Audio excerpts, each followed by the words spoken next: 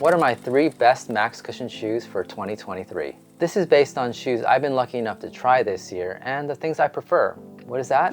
Well, for example, I prefer a shoe that's a little bit more plush than responsive and has little to almost no ground feel, but stable at the same time. And since these tend to be the heaviest shoe in the rotation, the lighter they are, or at least the lighter they felt, the higher I rank them. So those are the criteria I use to choose my top 3. Before I start, quick disclaimer. All of these shoes I'm going to talk about today were sent to me. I wasn't asked to make a video, but in exchange they did ask me to send in my money.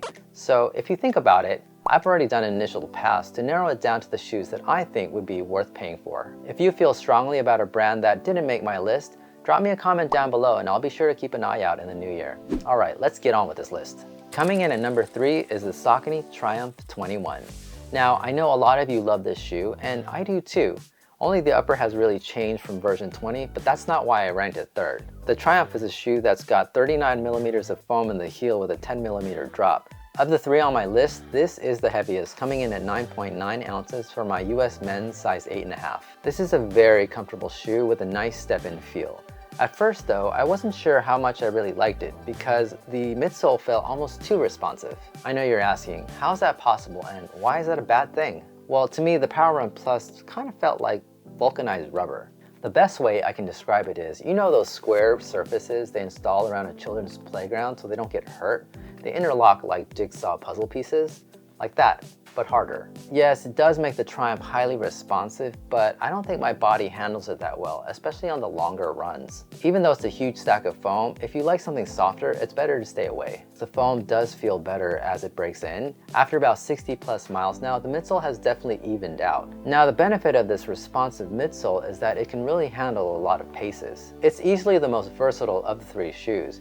I've even done workout sessions in these without a problem. Yes, it is possible. It's a lively shoe that turns over quickly, and even the fit feels like a fast shoe. Ironically, the only reason I placed the other 2 shoes above this one was for that reason I just explained. I learned over time that I prefer max cushion that feels a little calmer and softer since I like to use them for recovery and easy runs. And probably age has something to do with it, I'm not gonna lie.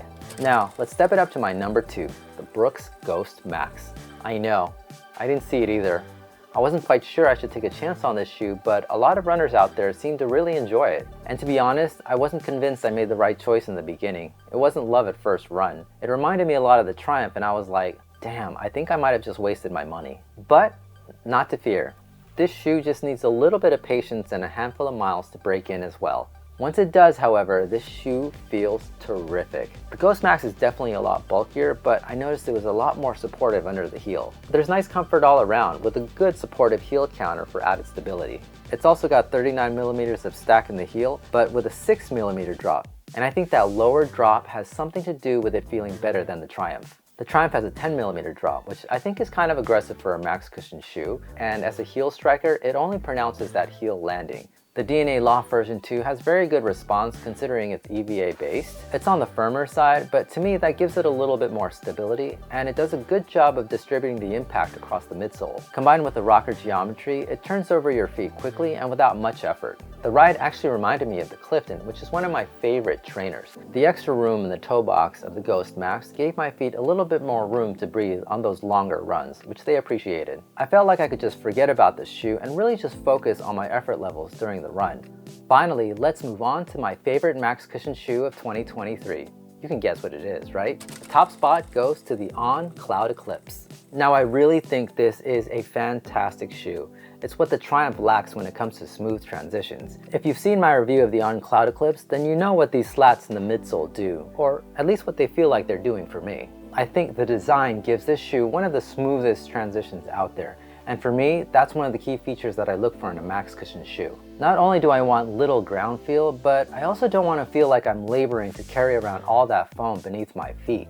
The transferring of energy between each stride feels seamless. Sometimes you can get away with just adding more foam, but On has proven that it can go beyond that by being creative with the midsole design, and for that I have to give them kudos. It also incorporates a slight rocker design, which I think further helps the transition. And it's fairly nimble for 9.4 ounces for my men's size 8.5. It's the lightest of the 3 shoes on my list. Despite that, however, it's not a shoe that can be put to faster paces like the Triumph.